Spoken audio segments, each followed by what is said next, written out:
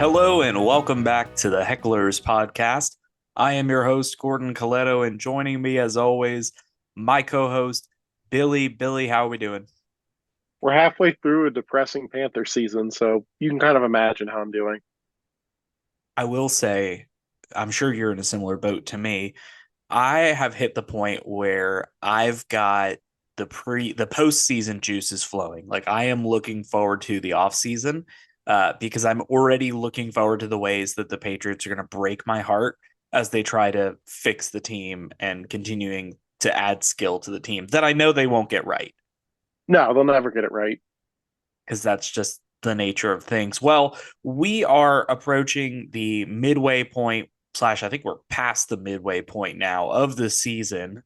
And it's a good time for us to kind of check in on a few teams. And I think the best way to do that is going to be talking about them as we go through our weekend preview. But before we get to that, I did have a question I wanted to ask you that sort of came out of last week's Chiefs Buccaneers game. And I wanted to get your take on this. So, one of the things that I kept hearing was that the Buccaneers were fools for not going for two and instead opting for overtime against Patrick Mahomes, where, of course, he drives down the field and wins the game, albeit with a little bit of assistance from the referees. And a lot of people were saying they should have went for two and just played to win it in regulation instead of going to overtime. I'm curious your thoughts on just the general idea of going for two in a situation like that against a team like the Chiefs. So I agree with their decision to go for the field goal because I remember, I think they were playing the Lions, but Ron Rivera did something similar to that. And the Panthers didn't pick it up and lost. And, he got crucified for it. So I think you're better off kicking the field goal and then going to overtime and taking your chances there. Because, they had the lead. I mean, there was no reason to believe they couldn't have scored more points. So, yeah, I mean, it's interesting. I look at the probability that you're going to hit an extra point is about 0.96 or 96%. So the field goal at this point is almost a given, right? Anything can happen, but for the most part, you're going to pick that up and go to overtime. Whereas a 2 point conversion sits at right about 48%. So basically a coin flip. Whereas if you compare that to the overtime probabilities, you look at it, the coin flip is one, right? Because you want to win the coin flip and determine possession. So that's 50-50. You add in the probability that they will score a touchdown on any given possession, which in that case would be the one that they won from the coin flip, and that's about 23%. You add those together, and you're looking at a 12% probability that Patrick Mahomes would win the coin flip and drive down the field and score a touchdown versus a 48% chance that you're going to make the 2 point conversion. So I do think, like, logically, like logic says, well, there's only a 12% chance that they're going to go and score. I'm going to play for overtime. But at the same time, it feels like Patrick Mahomes and the Chiefs defy logic all the time. And I think when you have a chance to beat them outright, you just have to take it. And there's no doubt in my mind that there's probably one head coach in the NFL who would go for two in that situation every time. And that's going to be oh gosh, the names escape me. Lions coach, Dan help me out. Campbell. Dan Campbell, right? Like it's just Dan Campbell's the only guy that I trust to make that decision 10 times out of 10. Like a But lot of also, I feel like, so if you take Dan Campbell and the Lions, I feel like they're more equipped to go for two. sure. I like if Mike Evans and Chris Godwin were healthy, the Right. Bucks Yeah. If probably the have a lot. Bucks were healthy, that might change my opinion, but they're not. It's tough. I don't think they would have picked up the 2 point conversion. Yeah. But I do think like I think if you're the Bills, I think if you're the Lions, The you, Ravens. the Ravens, like you can't give the Chiefs a chance to win it. You got to just try to win it. If you lose it, you lose it, right? But like I'm not going to I'm sure there's people that would fault you for that decision if it doesn't go your way, but like I'm not going to fault you for trying to stop Patrick Mahomes from getting an extra possession. Well, I think that's part of the problem is like if you go for it and you don't get it, you're an idiot. And then if you kick the field goal and go into overtime and you lose, you're an idiot. Yeah. So it's kind of a no-win situation for coaches, but and it's funny. I tend to lean into like being risk averse and saying like just play the odds and see what happens. But it just feels like Patrick Mahomes and the Chiefs just defy odds all the time. So it's like I don't know. I don't know about putting my fate in Patrick Mahomes' hands. Like that just scares me. The other thing that we came up on this week that sort of was a bit quiet was obviously the trade deadline. I'm just curious. We can talk about player movement as we go over each team in our review of the weekend, but real quick, I wanted to get kind of your assessment of why the trade deadline didn't really make big waves this time around. I mean, I think Mike Williams was probably one of the bigger names moved, which that should tell you that it wasn't really a star-studded trade deadline. So I'm just curious why you feel like it was not a big deal. I think some of it is some of the guys who were talked about, Miles Garrett, Max Crosby, are such big names that in such great players, it would have taken so much from a cost standpoint to move, which if they get traded, it feels more like an off-season type of trade. Um, and then, I mean, we had some wide receivers get traded, but I don't think, like, I remember when Christian McCaffrey was traded, like, you can kind of plug and play a running back until they learn the offense. Like, there's still a decent amount of plays that they can play, and they still need to get on the same page as the quarterback and offensive line, but it's not as big of a deal as like quarterback and wide receiver. Um, and I guess it's also part of it too is team need, where Devontae got traded, which was a big name, but he got traded to an offense that he knows and a quarterback that he knows. Um, And it was a I week think a some of week it, before the deadline, which kind of takes a little bit of the air out of it. right? Same with Deontay Johnson, where I think the Ravens got a great pickup, but that was essentially it was at least a few days before the deadline. Um, yeah, I'm not really sure. I think some of it is like there were guys whose names were too big, and then you know I'm not because like the Lions, I would have loved to have seen them got another pass rusher besides Darius Smith to make up for Aiden Hutchinson, but I'm not really sure.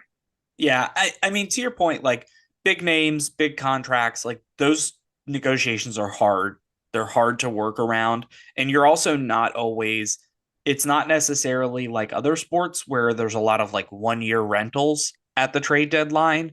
Like a lot of times you're trading for guys and then immediately restructuring their contracts. So like there's a lot that goes into making these deals happen. So I'm not surprised that big names didn't get moved. I also just think, and correct me if you think otherwise, but I think there's so much parity in the league right now where everyone is so close talent wise that people are hard. It's hard for people to give up players and it's hard to add players and feel like you're really making a difference.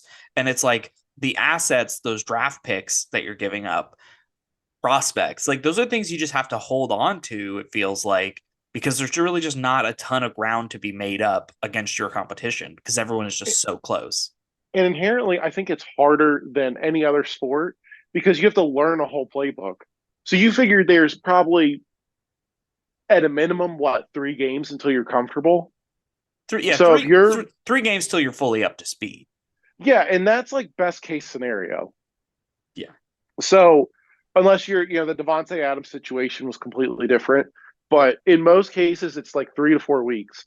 So you're for a 1 year rental, you're really trading for like 4 games and hopefully the playoffs. Well, and not that this would have broken the market or anything, but like an injury to Christian Kirk that takes him out of the trade market when he was clearly about to get moved. That also takes a little bit of wind out of the sails Yeah. of the trade deadline. So, all right. Well, I want to save us plenty of time to dive into the weekend's matchups. So we will leave that conversation behind us and transition into looking ahead. But first, I want to recap briefly last night's matchup. That was a divisional battle between Ravens and Bengals. And I got to tell you that I did not have a chance to watch the game, but looking at the stat sheet, this is just ridiculous what these guys were putting up last night. And of course, Jamar Chase with just video game numbers. I'm curious if you have any thoughts on the Ravens, Bengals, the way this one played out, and what these teams look like going forward.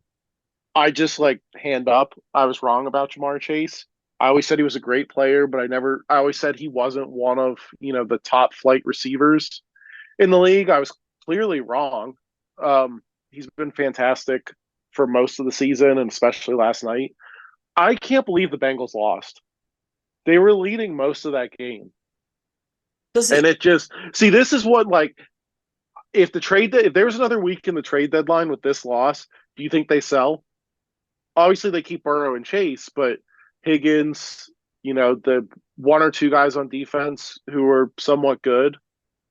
Yeah, I mean, this is the thing, and I've kind of been thinking this for a while now, is that like the Bengals are one of those teams that just pisses me off because they have the potential to be great. Like they just went toe to toe with the Ravens, put up an insane amount of points, did all When this they went stuff, toe to toe with the Chiefs earlier. and then they'll go drop an egg against a team that makes no sense. And it's like, what is this team's identity? Who are they? Like they have no toughness. I think Zach Taylor probably needs to go. Like they need an identity like realignment, and they need a locker room kind of coach who can get the most out of this team because they've got talent. I just it infuriates me. I don't know who the Bengals are. Kudos to the Ravens though, like for winning this one. They need to just keep winning because I do think they're our best shot at stopping the Chiefs right now. Like I just but I don't know about you, but like that frustrates me that like I just don't know who the Bengals are. I think It's the Bengals they're another team that could have used Jim Harbaugh. They need someone that's going to instill some toughness in them. Because right to me, like right now, because everyone talks about Joe Burrow's confidence, to me they're too arrogant. and Where it's like they just assume that they're great, but they're not. then they They go and keep lose to the losing these. Patriots. Yeah, they've lost to the Patriots. I mean, and Yeah. I know the Commanders are like, what's it, 6-2, but they should have beat the Commanders. The Yeah. Commanders don't have a good defense. You The should be. Commanders really haven't played anyone this season, and so I mean, I don't get the Bengals. I don't either. And it feels like one of those teams where you would never be confident enough in them to bet them on the money line, which should tell you everything you need to know about them. But you also don't want to bet against them either. Yep. So you just avoid their games every weekend because it's like, who knows? All right. So that was last night. We move into the weekend. We are rescued by an early Sunday morning game in Germany. We don't have to wait until 1 o'clock to watch football. We get to wake up and watch it with the Giants and the Panthers playing in Germany. What did Is this Germany? final retribution for World War II? I was gonna say, what did Germany do to deserve this? Yeah, this is painful, but I will say the Panthers have obviously last week looked better. And the Giants, when they have not been in MetLife getting booed by their own fans, have looked good. So I think this could be a decent matchup in terms of just like I think watching this is going to football. be a Brian Burns revenge game. Oh This will be the Lord. best game he has all season. If Uh, I um, mean, yeah, that because could be a problem for Bryce. yeah, I mean he's clearly an overpaid edge rusher, but the Panthers aren't good, so But he's he'll not probably your feast. overpaid edge rusher. Right, which is nice. Yeah, I mean, I will say if you're a Panthers fan and you're tracking the Bryce Young comeback tour, I feel like this is a must win. Like, if you're ever going to be anything, you need to be able to beat the Giants. That's Yeah, just I feel like this would be Panthers aren't good by any no. means, but like if you're ever going to be the guy, if you're ever going to be able to lead a team, you need to be able to lead a team past the Giants.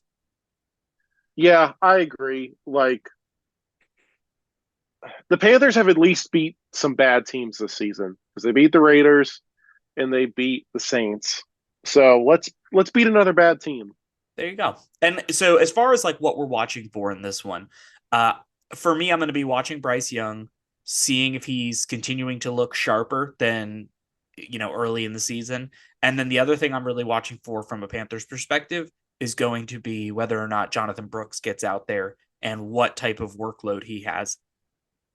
Yeah, I don't know. I know he's been activated. Do we think he plays this week, or do you think they wait another week?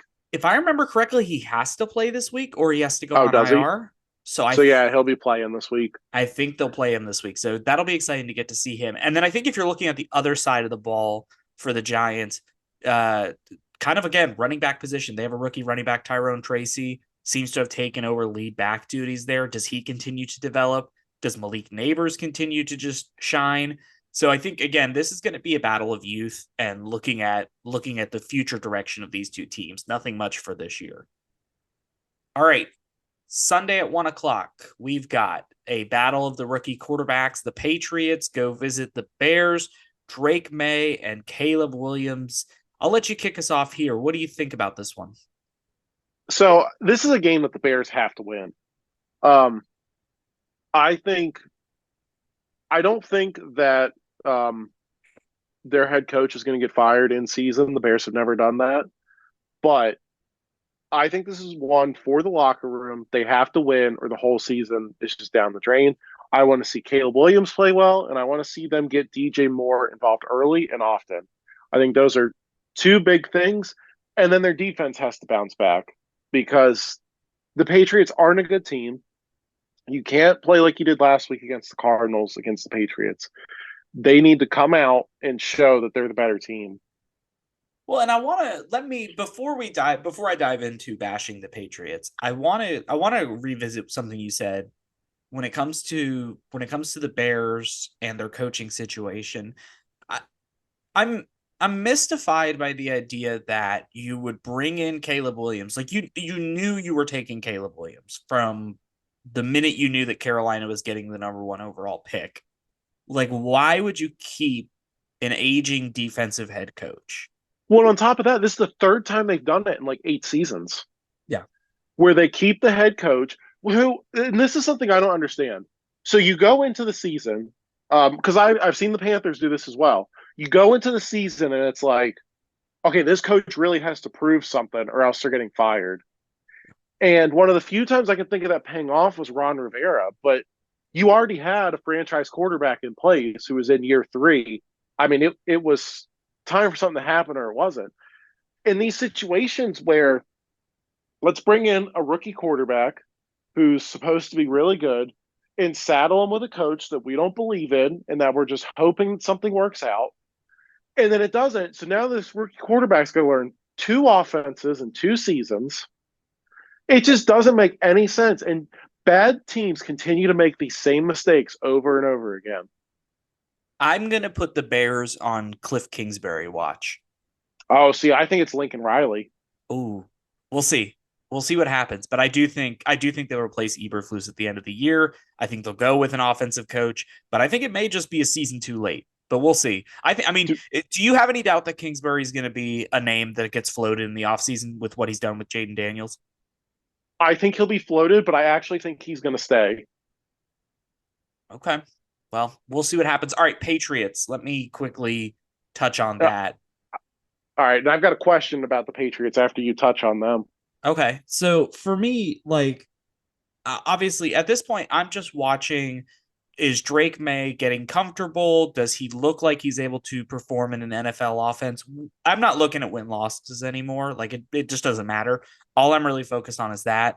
And I want to see, can we friggin' find a receiver in this bunch of losers? Can we find somebody who can catch a damn ball? And of course, like Ramondre Stevenson, I just I need to see him improve his efficiency. Like he is just not running for a lot of yardage. He's being carried by his touchdowns. So I really need to see him improve. So really for the Patriots, to me, this is all about just figuring out what you have and the direction that you're going to go in the future. All right, what's your question for me? So, Gerard Mayo, is he a 1 year head coach? Is he getting fired?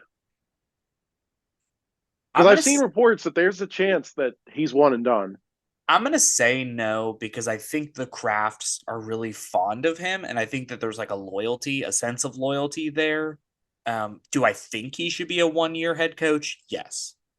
Do I think that, and that's not even, I don't care about the record. What I care about is I don't think he has the respect of the players.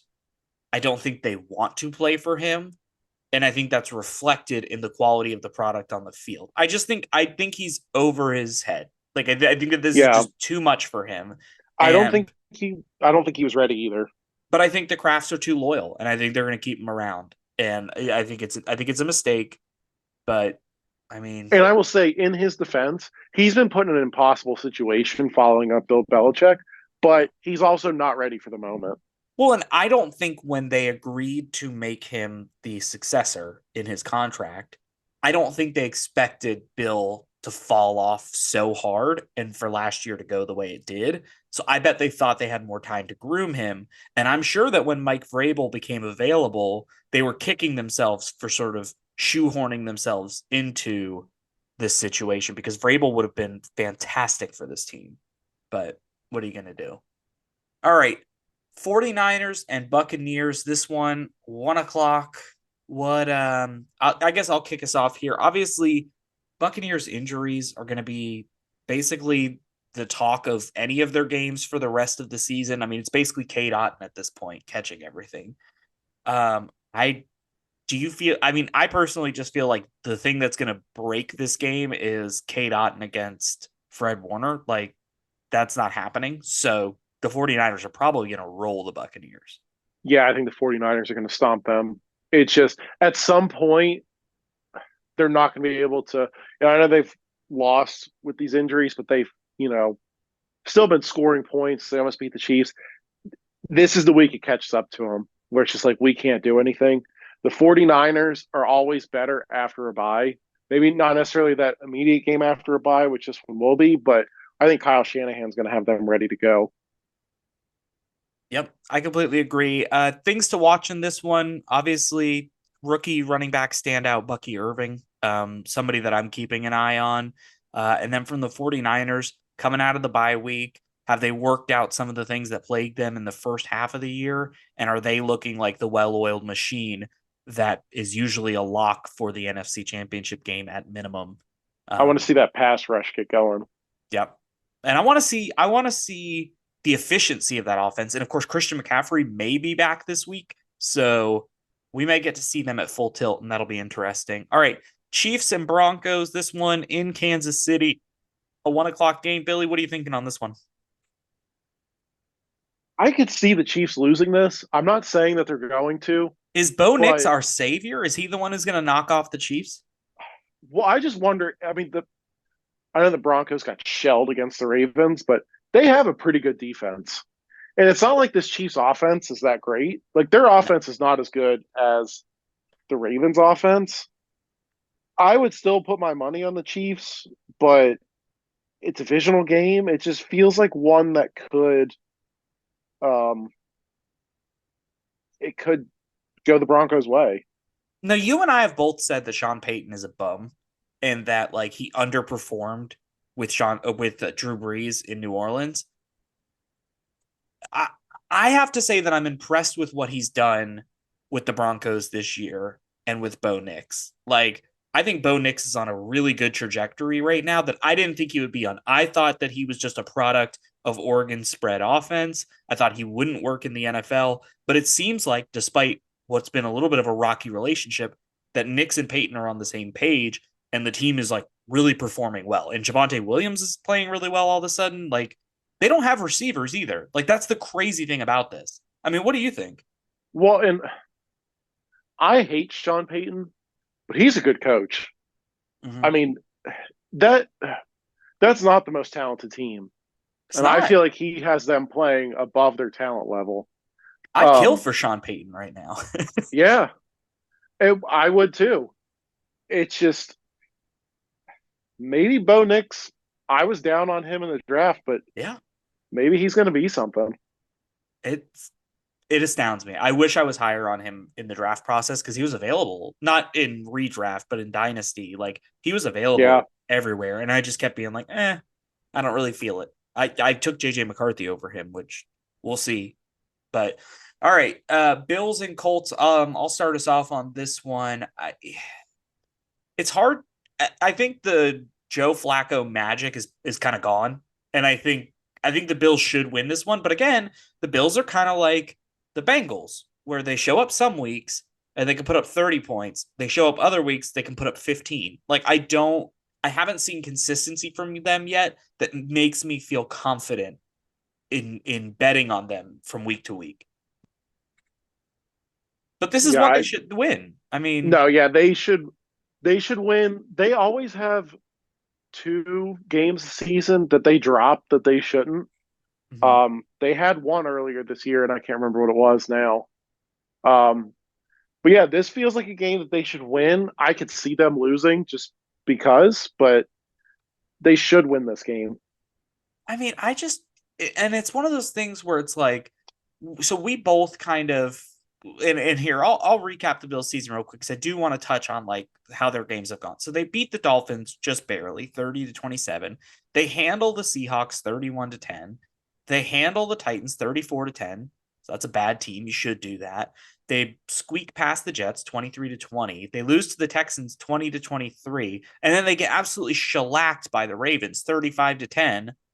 And it's like, what is their what is their identity? Like that 35-10 game against the Ravens, like that just scares me in terms of what Buffalo's going to be able to do against good Well, competition. and I mean, you could look at it as because that was earlier in the season, right? Yeah, and it was in Baltimore. Yeah, I mean, you could look at that, and that was right. It was like the game after the Ravens got hot. Yeah. So, I mean, you could look at it as like the Ravens were hot. The Bills have traded for Amari Cooper. I can also see them. So they're so far ahead in the division. Yeah, I know that Ravens game they weren't yet, but I feel like they're kind of coasting. the AFC And they're like, Least is yeah, they're it's like, let's theirs. get to the playoffs and then we're going to turn it up. Let's get to the playoffs. Let's be healthy. And they've added Amari Cooper since then. So a little bit of credit that like maybe they've got something going. But yeah, I think they should handle that game. Things to watch. You got anything on this one? Not really. I want to watch No. James Cook get some more rushing touchdowns. There you Don go. Kincaid, I would really like to see him do something since I've been so high on him Yeah. and he's just disappointed me. But outside of that, that's all I'm Yeah. really watching. I think the overall takeaway from this one is just do the Bills handle inferior competition handily and start to build that confidence. All right. Steelers Commanders, probably what I think is one of the hardest to predict games this weekend because the Steelers, like every time I feel like I should bet Completely against agree. them, they win. And I'm like, I don't know what to do. Um, Well, and the Commanders have to get railed at one point, right? Like, well, yeah, at some point, Jaden Daniels has to look like a rookie. and Is it? I feel This like is this the is the defense. game. This is the Yeah, defense that can make him look like a rookie. yeah. I I do feel like this is the one where I'm not saying the Steelers will win, but Are you I think leaning because Steelers? the Commanders struggled against the Bears, Yeah, right? And the Steelers, to me, have a better defense. So I'm going to lean Steelers. lean in Steelers. Yeah, gosh. I mean, I'm right there with you that like the defense thing, Russell Wilson, for all of his flaws, has looked pretty decent. Like, I mean, oh, it's just so hard because it feels like they just have their act together. The Right. Steelers, like they just win their games, and it's like I don't. Again, it's like the teams that piss me off are the ones that I can't make sense of, and the Steelers are one of those teams where I just don't know. And I'm trying to pull up the betting lines for this game. This according to BetMGM, who should sponsor the show but is not yet sponsoring the show. A spread. We've got Steelers +3, 45 on the over under, and the Commanders are favorites on the money line. What do you think about that? A 3-point Well, I spread. mean, it's in Washington, so Yep. really it's a draw. Yeah, a toss up because you get 3 for the home field advantage. I mean, and I think that's exactly right. Like this feels like a toss up game. Well, I think like Mike Tomlin is a better coach than Dan Quinn. So that's where I'm putting my faith into is that the defense. Fair enough. Well, I'm getting the notification that we are running short on time, so we will kind of rapid fire a couple here. until we get to a meaningful matchup, and then we'll stop. Vikings and Jaguars. You want Vikings are going to win because Trevor Lawrence is out. Vikings? Oh, the return of Mac Jones. Maybe that's worth watching. All right. Falcons and Saints. I'll take this one as our resident halftime Falcons fan. The Falcons will win this game because the Saints are too beat up. But I wouldn't bet on it because the interim coach bump might carry the Saints over the Falcons, but the Falcons should win this game. All right, Titans and Chargers. It's in LA. It's the Chargers. Titans All right, suck. love it. I'm not even. There's nothing else to add to that. All right, Jets at Cardinals. Do we feel like this is one worth diving in on, or do we think? I mean, I feel like this is one the Jets have to win out, so I feel like they have to have this one. But the Cardinals are rolling. Yeah, I mean, I could see this being a game where Kyler Murray lays an egg. Yeah, I mean, it's got to happen eventually. I do expect the NFC West to tighten up. So I feel like the Cardinals have to start losing, and the Jets. The I just Jets feel like they're starting to get it together. Yeah, and I mean they've got to win out, so they've got a lot on the line here. Um, that's an interesting one. I wouldn't have a ton of confidence betting in that. No, And I if would stay away from betting on it, but if I can actually pull up the line real quick, 1.5 point favorites are the Jets in this game. mm, So that's I kind of think interesting. that's I think that's kind of valid.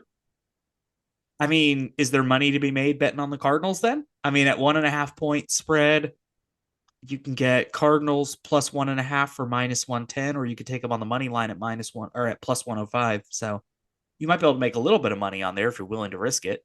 All right. Eagles, Cowboys. Do we think this is going to be close or No, Dak's out, so oh, that's right. It's Cooper yeah, Rush. the Eagles Yeah. should roll. I could see this being one where they win close and they shouldn't. There's going to be a lot of rushing in this game, and it's not going to be Cooper Rush. It's going to be Saquon Barkley running all over the Cowboys. Ain't no chance the Cowboys win this one. It's the Eagles. All right. Lions, Texans, probably our best game of the weekend. And this is our Sunday night game. I'm looking forward to this one. What about you? Yeah, I am too. Um, I would just like to note that CJ Stroud doesn't look like the world beater without Nico Collins out there. Hmm. So Is is he really in that, superstar level of quarterback? I mean, he's not really the one I'm interested in. I like this Tank Dell. Like, that's what I'm. Tank Dell to me looks good enough that I'd be like Nico Collins and Tank Dell. I don't need Stephon Diggs. No, and Like, I mean, it's just I find it interesting that Stroud's laid some eggs this year, yeah, yeah, they've taken a step back. That inevitably that happens though. The sophomore slump after like a really good rookie campaign. I'm and not I think surprised. they I don't think they've adapted enough. That's fair. And teams get more film. They Right? they they're able to prepare a little bit better for you. It makes sense. But who do you have in this one? Are you? It sounds like you're going Lions I'm based going on Lions. I've good got a friend opinion. who's a Lions fan, so I we're mean, rolling with them. Lions team, they're rolling. It's hard to imagine anyone knocking off the Lions right now. It's in They're hot. Houston. Yeah. I'm gonna go Lions too. I think if they win this too, I think it would be so good for their momentum just to carry them through the second half of the season. All right, last game, our Monday night matchup. We've got the Dolphins at the Rams. What do we think? So I actually think the Rams let up a game here. I think they've had a couple games in a row where because I believe their last game was close.